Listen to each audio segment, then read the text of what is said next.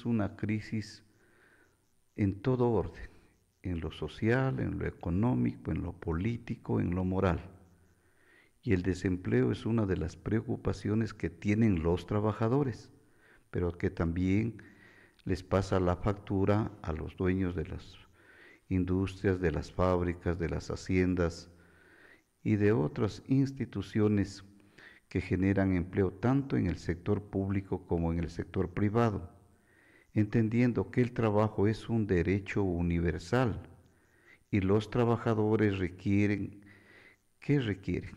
Una estabilidad laboral, un salario justo, que se les respeten sus derechos alcanzados por, con la unidad, la organización, la lucha, el sacrificio, pero también los sectores empresariales requieren de legislaciones y de gobiernos que respondan a los intereses del país, y para eso hay una planificación estratégica que deben ponerla en vigencia. Desgraciadamente, la crisis no solo es en Colombia, en Venezuela o en Cuba o en Nicaragua. En el Ecuador, estaba leyendo la prensa de hoy, y según datos del INE, 132,000 trabajadores han sido despedidos por la crisis energética. Entonces, miles y miles de empleos se pierden en los Estados Unidos de Norteamérica. Pero los países en donde planifican, organizan y tienen gobiernos y también autoridades y ciudadanos bien formados, ¿qué han logrado? El desarrollo. Y para alcanzar el desarrollo, ¿qué han hecho? Invertir en educación. Los países que han invertido e invierten en educación, pues alcanzan el desarrollo tanto económico, político, moral, y sus habitantes no son aquellos que evaden impuestos, aquellos que están involucrados en actos de corrupción. Todos los servicios son de calidad y de calidez. Usted, de la información que tengo, por ejemplo, los países escandinavos, Dinamarca tiene toda la salud, la educación es gratuita y de calidad.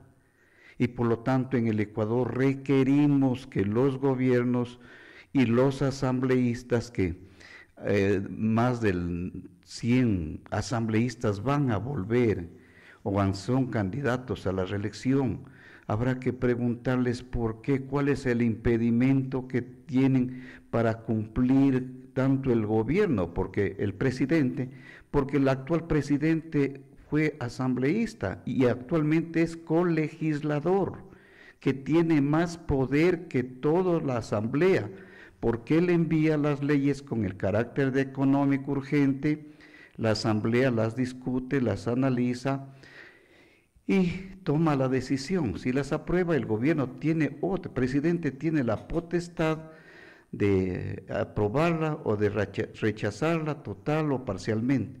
Por eso es que la diferencia entre quienes están gobernando y quienes han generado la crisis, porque la crisis no la ha generado el periodismo, no la ha generado el trabajador, no la ha generado la ama de casa, no la ha generado nuestros niños, nuestros jóvenes. Por eso le decimos que vamos a ir ¿a qué? A fiscalizar y combatir la corrupción y garantizar la eficiencia y transparencia en la ejecución del gasto público y el cobro de tributos. Aquí nada más.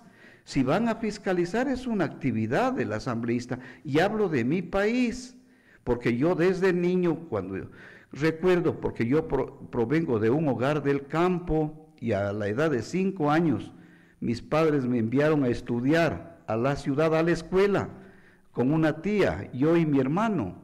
Y ahí sabemos que lo duro, lo difícil que es cuando se está sin el acompañamiento de sus padres, cuando se necesitan los recursos económicos, cuando no hay para el cuaderno, no hay para el esfero, cuando en la escuela el profesor o las autoridades piden una contribución para solucionar los problemas. Le estoy hablando, yo tengo 62 años y los problemas siguen siendo los mismos.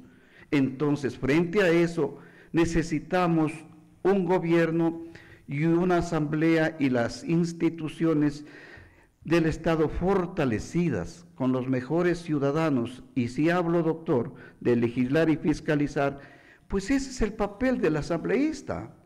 Ese es el papel que tiene que cumplir, porque yo escucho ya y veo en las redes sociales que no se debe fiscalizar a los gobiernos.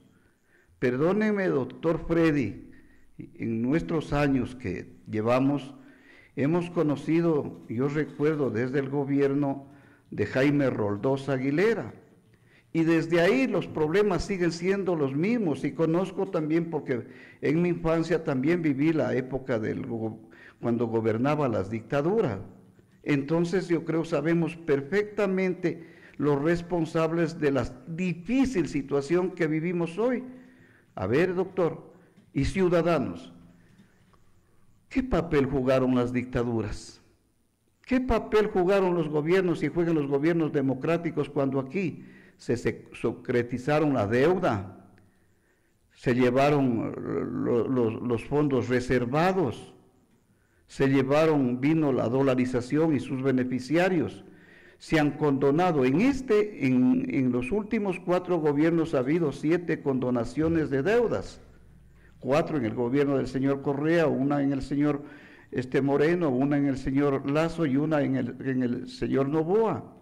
Entonces, si ellos que evaden o incumplen con sus obligaciones, el ciudadano sí los cumple, el consumidor sí las cumple, el trabajador sí los cumple. Yo, por ejemplo, en estos momentos tengo a mi madre en cuidados intensivos en el hospital Isidro Ayora, y cuando voy a comprar la medicina porque no hay.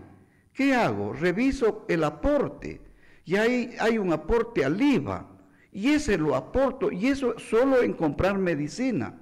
Nosotros no evadimos, no pedimos que nos regalen nada, y por eso es que necesitamos, en primer lugar, garantizar educación, salud, trabajo, estabilidad económica en nuestros trabajadores, generar leyes que permitan solucionar los problemas. ¿Cómo va a ser posible, doctor, que en el Ecuador hayan 134,000 niños y jóvenes que abandonaron el sistema educativo? Y las razones están ahí, porque en primer lugar sus padres no tendrán los recursos para comprarles los uniformes, los útiles, los zapatos, para pagar el arriendo. Pero los uniformes son gratuitos, los del Estado. Aparentemente. ¿Cómo aparentemente? Porque ¿O les dan o no les dan? Porque les están dando ya. O les dan o no les dan. Les dan, pero ya no en las mismas condiciones, y que revisen el precio. ¿Cómo? A ver, pero explíquelo eso, lo que pasa. Las instituciones públicas no a todos los niños les dan el uniforme, solo los de educación inicial. Ya no tienen el resto de uniformes. Y vayan y revisen, ¿y qué empresa es la que maneja los uniformes, los útiles escolares? Recientemente, faltando 2 meses para que culmine el año lectivo, en el régimen de Costa les entregaron los textos escolares, y recién, pasando ya el primer trimestre, les entregaron el texto de lengua y literatura a los estudiantes en el régimen de Sierra.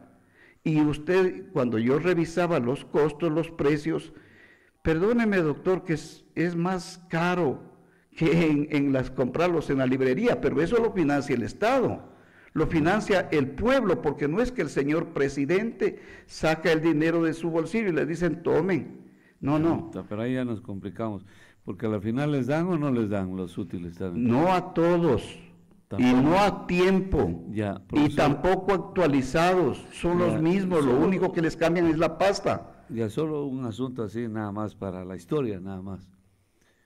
Usted que estudió con su tía, su hermanito lejos, ¿le recibió alguna vez un útil gratis, un uniforme gratis en toda su vida escolar? Antes se regalaban esas cosas, usted es un hombre de bien, y ahora también, no sé de dónde provino ese paternalismo, todo regalaron, y sin embargo todavía se dice que aquí en este país, yo lo escuché a usted, y usted es profesor de escuela fiscal, digo que la educación no es gratuita.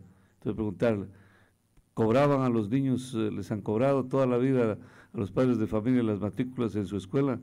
les han cobrado todo, porque pensión, alguna cosa, porque si es fiscal, pues. Pues yo le estoy haciendo esa pregunta. Buenos días, 725-400, le escuchamos. Adelante. Buenos días, doctora Ponte, buenos días al entrevistado, buenos días a toda la ciudadanía lojana y a los que miran y nos ven por las diferentes redes sociales. Pues solo para hacerle una corrección, el gobierno no es que ha perdonado la deuda al entrevistado, no es así, no confundamos.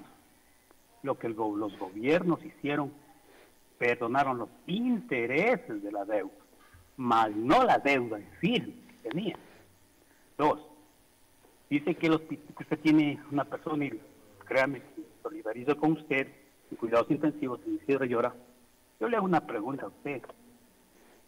¿Por qué no hay medicina en el hospital Isidro Ayora? La pregunta es muy sencilla. Este Ministerio de Salud Pública, especialmente el hospital Isidro Ayora, está cargado de corrupción. El día 30 de diciembre de este año, así, porque los lojanos estamos preparándonos para recibir el año nuevo, no nos estamos dando cuenta, se va a cerrar un contrato con sobreprecio con un solo proveedor. Sobreprecio que ayudarían al Hospital Isidro Ayora a comprar medicina para poder aliviar el bolsillo de todas las personas que van a hacerse atender. Eso nomás, doctora Pote, muchas gracias. Disculpen. Doctor, yo creo que lo que dice el ciudadano y usted tiene bastante y mucha verdad. Cuando nosotros, yo digo de la escuela, para luego ir por lo de la ciudadano, el padre de familia toda la vida aportó para la escuela, para arreglar los pupitres. Yo me inicié en una escuela rural en el barrio Alejandría de la parroquia Orianga, en el cantón Paltas, 48 estudiantes. Las bancas, los pupitres, las construimos, la pintura, el arreglo no hay un presupuesto. La colaboración, las rifas, las kermés que antes habían, así era, y que las extrañamos. Entonces eran momentos, porque los gobiernos siempre descuidaron a la educación. Y yo recuerdo, sí recibí textos gratuitos en el gobierno de la dictadura del general Guillermo Rodríguez Lara. Era una pasta de color de madera, los cuadernos, y decía, gobierno nacionalista revolucionario.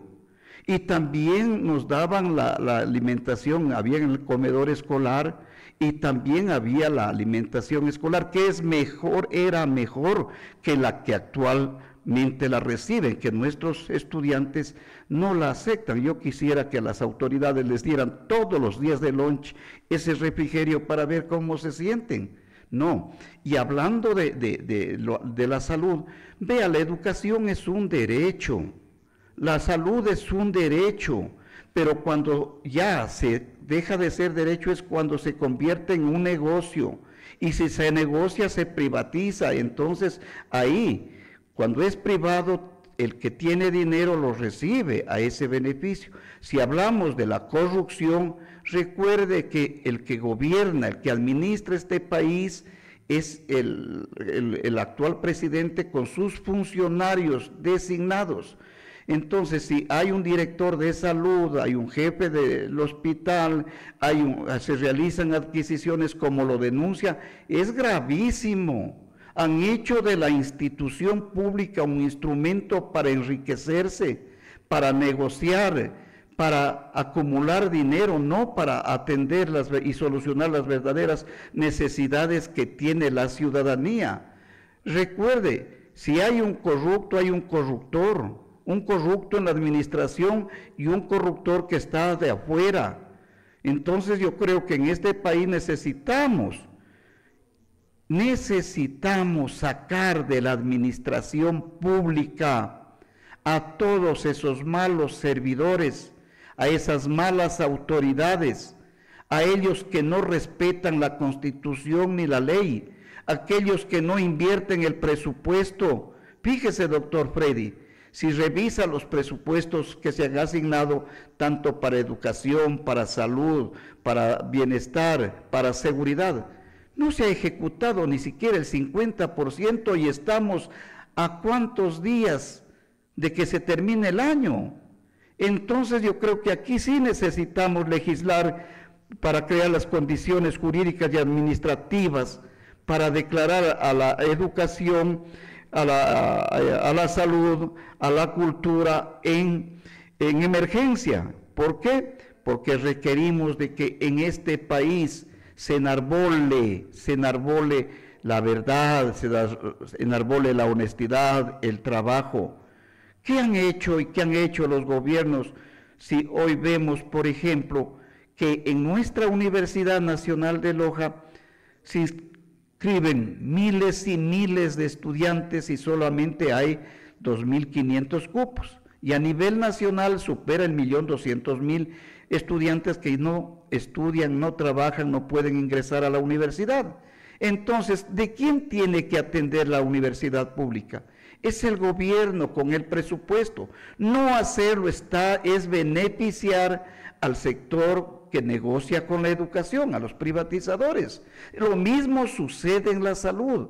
Si aquí revisan cómo es la salud en otros países, es de calidad, médicos de calidad, servicios de calidad, maestros de calidad, trabajadores de calidad.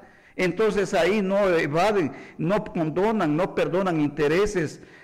No, porque si cada vez les condonan los intereses de deudas ya en firme, pues yo creo que se acostumbraron y cuando las condiciones que las ponen no las cumplen. Por eso es que aquí todos los organismos de control, los administradores de justicia, las funciones del Estado están cuestionadas. Y le escuchaba a usted, la Asamblea tiene menos del 5% de credibilidad, pero también el colegislador también es el presidente. Y si los ciudadanos han elegido, pues seguramente estarán bien representados, porque a veces somos víctimas del engaño, de la demagogia, de la mentira y también de la utilización de la estadística, de la encuesta como un instrumento para engañar a nuestra gente, sintiendo una necesidad que tiene de cambio, una esperanza. Para todo mal, doctor, hay un remedio, hay una solución, pero si los mismos causantes del mal siguen administrándonos, siguen gobernando, pues ya podemos imaginarnos qué es lo que nos espera. Entonces, si hay una oportunidad, es un proceso electoral en donde personalmente les digo que tenemos al mejor candidato. El candidato nuestro es el profesor Jorge Escala y Pacha Terán. Tenemos a un joven maestro, Andrés Quispe, a la Asamblea Nacional, el actual presidente de la UNE. Y aquí en Loja, no yo me he candidatizado, porque dicen algunos, yo me candidaticé. No, nosotros somos el resultado del debate, del análisis, del cumplimiento de la ley orgánica de elecciones, de todos los requerimientos, y aquí encabezo, sí. No es porque tenga dinero, no es porque soy un empresario.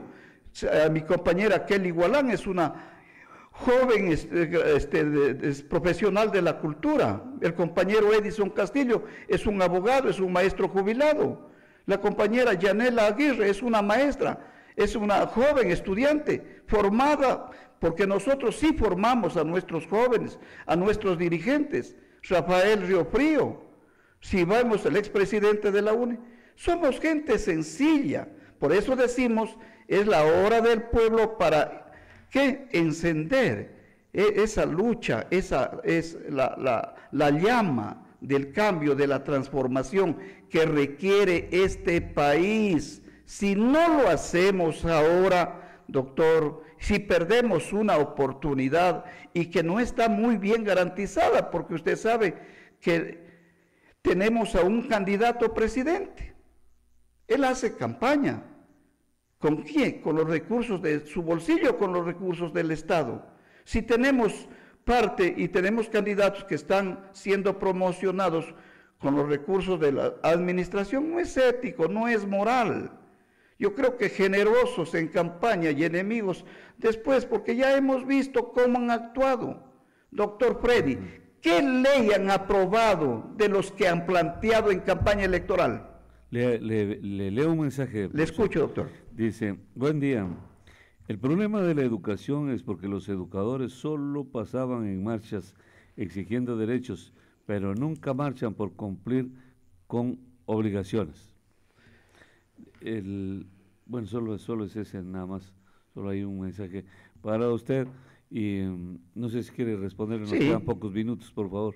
He marchado toda una vida contra la injusticia, he sido detenido varias veces, he estado en una huelga de hambre y nos han dado la razón, porque nosotros no administramos la educación. Perdóneme, doctor, si se atropella a los maestros, si hay más de 84,000 maestros con contratos, son objetos e instrumentos de las autoridades sin derechos. Es un discrimen. Es un discrimen, y no solamente en el magisterio, hay en todas las ramas contratados. El sector público. Entonces queremos decirles que si quieren nombramiento, si quieren profesionalización, si quieren capacitación, porque no, sí lo hemos pedido, no hemos sido escuchados, y en todos los países cuando no hemos escuchado, tienen que levantarse los pueblos. Así se levantaron los esclavos, así se levantaron los campesinos, así se levantaron nuestros maestros, nuestros trabajadores, así ofrendaron su vida. Esa es una gran verdad. Profesor, solo así, un par de preguntitas al vuelo en realidad.